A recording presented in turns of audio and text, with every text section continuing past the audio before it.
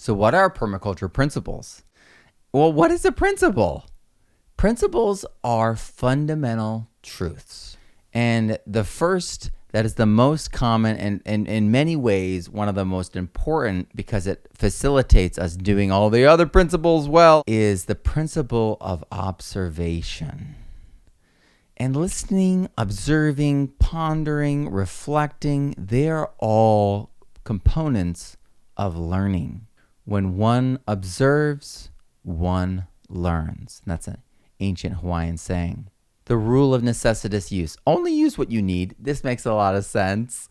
Rule of conservative use. Reduce waste and pollution. Restoration of mineral and nutrient cycles. Careful energy accounting. Identify and prevent potential long-term negative effects. This is being conservative with the natural capital, being conservative with the biodiversity, and this is the heart of much of the conservation effort. Principle of cooperation. Have you read this book right here, The Hidden Life of Trees? This book's incredible, and it reveals how trees communicate and help each other out. They signal to each other. They share information. They share genetic information. They share foods and nutrients. And we need mother plants. We need mother trees in the forests. We need naturally growing forests, not plants grown in a nursery. Fungi and plants mutually benefit from their associations inside and outside the plant, all over the roots, inside the cells, inside the phloem. This is a fungally inoculated squash root. This is from my microscope. I took this picture. It feels like outer space. I love it. And this is a lot of inoculated fungi doing a lot of amazing work here. And as Bill Mollison said, cooperation, not competition, is the very basis of existing life systems and of future survival. Life intervention principle. Life creates order out of chaos. As the sun's energy comes to the earth, plants and photosynthesizing microbes transform it into energy and food. And the oxygen that's released in photosynthesis goes on to be the life breath of all animals and fungi. And it creates the order and patterns of the world that we live in. Life is creating order out of chaos, which means that it's truly syntropy, not entropy, that we experience on a daily basis. Our planet defies this idea that everything is just always petering out, all the energy is always just being lost. Well, syntropy is cycling that energy into living systems that continuously expand and complex and grow to capture that energy and cycle it. The principle of return. What goes up must come down. Whatever we harvest, we must in turn sow. If we take, we must return. We all know this. This seems very basic, but if we are gardening and we don't put compost back in, minerals back in, then our soils are being depleted with every piece of food that leaves it. If you're a market gardener, all that food that's going and being consumed elsewhere represents water and minerals and nutrients being removed from your soil and your site. So we must do our part. Matter can neither be destroyed nor created. And the same goes for our gardens and our sites. We must realize that everything has a place and there's no away. BIRCH'S 6 principles of natural systems. Now, these are very much, realities that we all can kind of verify. Nothing in nature lasts forever. Natural cycles perpetuate all life. Extinction occurs with very high or very low populations. Every species has key elements that it depends on to survive. Our ability to change the earth always precedes our ability to foresee what the consequences will be of our actions. All life has intrinsic worth. And these kind of set the stage for much of what we're talking about today. Now, Mollison had his own permaculture principles. It's important to recognize that he labeled them this way. So work with nature is one of his most powerful ones. A lot of us think about the garden, but it's much more than that. Wildlife corridors, working with beavers. Did you know that beavers, when they were allowed to do their thing in North America, there was 3 states worth of surface area in wetlands. Nevada, Utah, and Arizona worth of surface area that these amazing animals were stewarding. When you think about pH, recognize that it's power of hydrogen, so water, H2O, hydrogen. When we increase the wetness, we increase the acidity. So America was once very acidic, very wet. And it was dried out and drained when we removed the dams, when we removed the wetlands, when we removed the creators of the wetlands, the beavers. So we need to bring them back because they're going to help immensely. And if we just let nature do its thing, we'll all benefit. The problem is the solution. This is probably the most popular meme in permaculture because it's so common sense. It doesn't make any sense that we don't teach this to everyone because the problem always implies the solution. You got deforestation. Well, you need reforestation. You know what I mean? You got pollution. You need to stop polluting and clean up that pollution. You need remediation. You have habitat loss? Well, you need to create more habitat. So it's very clear what needs to happen when you have that kind of pragmatic perspective. And then the least changes for the longest term effects. This is super powerful. We see this by bringing back the wolves to Yellowstone.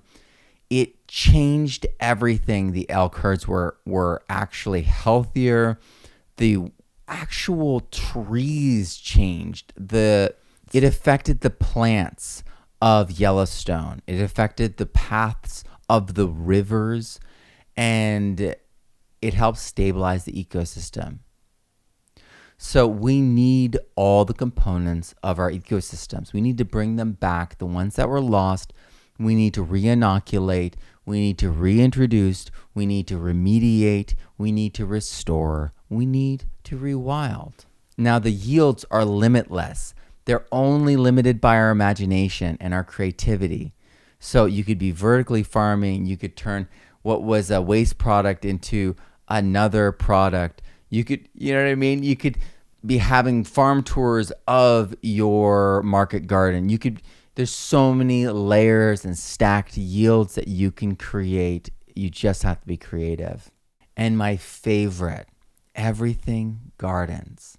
Not only is it a statement of something that's absolutely true, but it's an invitation for us to be part of that, to be gardeners. It's an invitation to everyone to be a gardener. And I believe that everyone is naturally a gardener. You wouldn't survive on this planet if you didn't naturally have some part of you that could work with animals, work with plants, or hunt, or gather. That it's in you. Your ancestors did it. That's the reason you're here. So everything gardens. I love that concept. It's so empowering, and it's an invitation. And those are the ones that were created by Bill. Now, the principle of empowerment. The best natural systems are self-managed and need no human intervention. It's liberty. It's giving the freedom of exercising those rights and those instincts that allows for greatness. This is why we want animals to live that we care for, to live as wild as possible, to exercise their instincts to the fullest, because that is liberty. And, if we could just let beavers do their thing, they would keep these streams and rivers wet all year. As it says here, we just need to stay out of their way. The principle of purity and preservation is really clear. Just keep our wild and pure places that way. Just keep them pure. The principle of choice.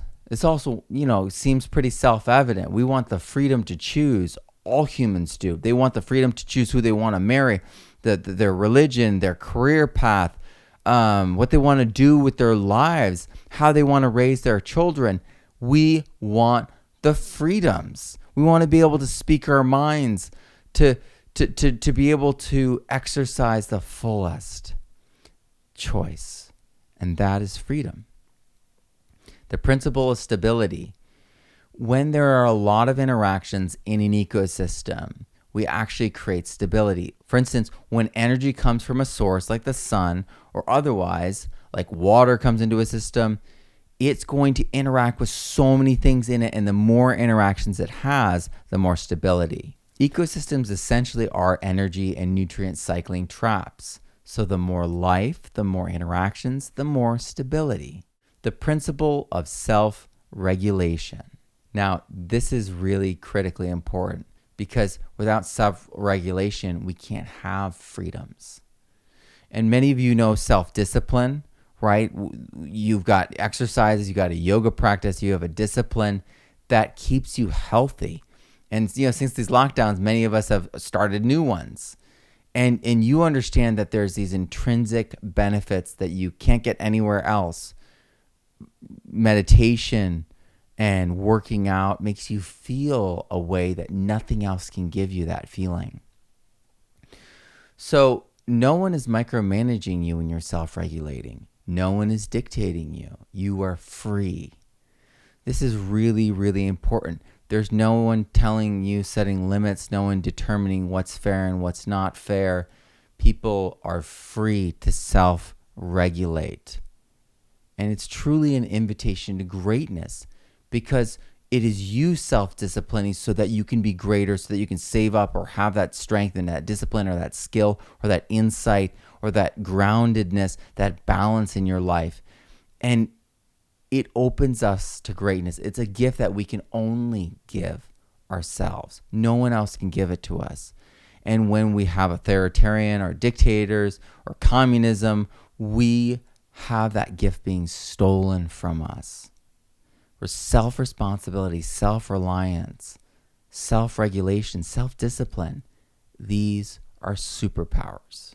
The principles are here to guide the application of the ethics in our own lives. But the principles have to inspire the ethics because they're fundamental truths, so they're always there to be stumbled across, discovered, seen, and understood. So they kind of have like a chicken and egg relationship with the ethics. But a way to think about it is these are universal truths, and our interactions, earth care, people care, future care, that had to be our basis. We wouldn't survive if we didn't take care of our tribes. We wouldn't survive if we didn't pay attention to the world around us. Overfishing, there are indigenous practices in so many different ways to prevent overfishing, to prevent overgrazing, the honorable harvest. There's so many different things to make sure that we don't break this relationship. And so this is something that we needed to do for survival. And now we need to do it again for survival. We just had this, fossil fueled party, and now we really need to reflect on the choices we made and the choices we want to make in our lives and in our cultures. And that's really what it's all about. It's about what kind of future do we want? We want a future based on care, where there's an abundance of natural capital so that people care is easy and we can properly steward and guide and manage the abundance that we have with future care. And that is permaculture at its root.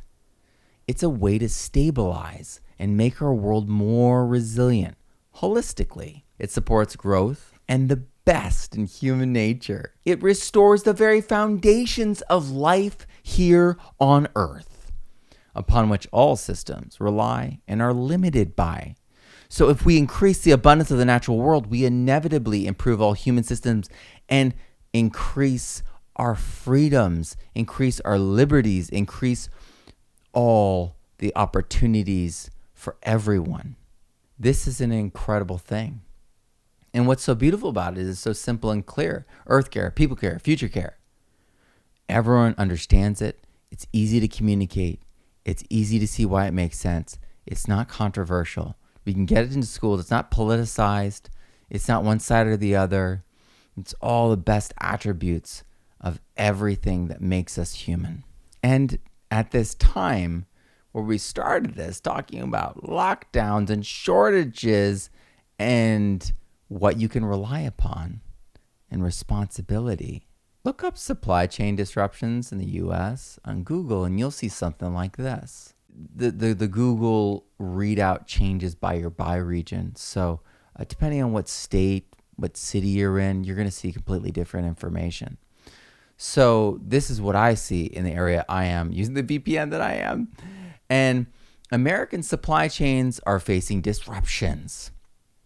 And look at the language around this. And it's clear that we're having disruptions linked to these lockdowns. And if you scroll down, even the White House has its own website. If you look third down, it says, no end in sight. So if you look up the media's response to this, they're kind of mocking people and saying, you know, you might not get your Christmas gifts on time, but people are running out of toilet paper, running out of food, running out of medications already. So that kind of mocking of people's pain points, as saying that they're trivialities, is going to make people very upset. And the reality is it really shows how incapable they are of doing anything about it, or that they're choosing not to do anything about it. And the reality is our supply chain is spread out all over the world. Apple has over 40 countries involved in their supply chain. So the fact that there are dozens of barges and ships filled with goods sitting offshore off California is causing a huge problem. The fact that there's not enough truckers in America is causing a huge problem. And so despite the lockdowns being ages ago for many of us, we're still seeing shortages, delays, disruptions, and they're saying there's no end in sight, that it's only going to get worse. So that information for me says that, like, that responsibility part, the future really is in our hands. No one's coming to save us. So I have some questions for you, given that information. Are you going to be more prepared this year? Are you going to do what's necessary? Are you going to get those essential components to guarantee if you're out of power for a week, a month, you can get by? Are you going to learn more about permaculture this year? Because even if you're an expert, even if you've got your PDC, there are niche studies to be done. I just finished writing Regenerative Soil, a total niche deep dive into holistic soil science that ties in everything from Elaine Ingham to Korean natural farming to John Kemp's regenerative ag mineral perspective, to the EH, to the pH, to the minerals, to the micro, to the macro. I went through it all, and it was so rewarding. It strengthened my understanding of permaculture and application thereof. It made it way more sophisticated. So everyone can learn something at a greater level in permaculture, because you know what? Nature is teaching us all the time. We can just go outside and observe extensively in more wild ecosystems than the ones that we're currently in, and we can learn a lot. Are you going to apply more permaculture in your life this year? So not just learn about it, are you going to go get those seeds, get those chickens, and put that extra garden in, put those extra rows in, put that food forest in? Are you going to do it? Make it happen. And you know what? It might look different for you, but for all of us, in general, we're adding more care. And that's why this is so beautiful. It's empowering. I love it. But remember, the only ethical decision is to take responsibility for our own existence and that of our children, to make it now. This is 1989. Bill saw the future that we are currently in. And there's no end in sight for the disruptions, for the emergencies, for the problems that a degenerative system generates. So let's make a regenerative system happen. Let's have permaculture as the basis, not just for our personal lives, but for our culture, for our businesses, for how we interact, for what we buy, for what we plant, for how we manage it, for everything. Let us think about how it cares for the earth, how it cares for people, and how it cares for both on into the future. I'm Matt Powers. Thank you so much for joining me. This was The Argument for Permaculture. Grow abundantly, learn daily, and live regeneratively. And I'll see you soon. Thank you for watching.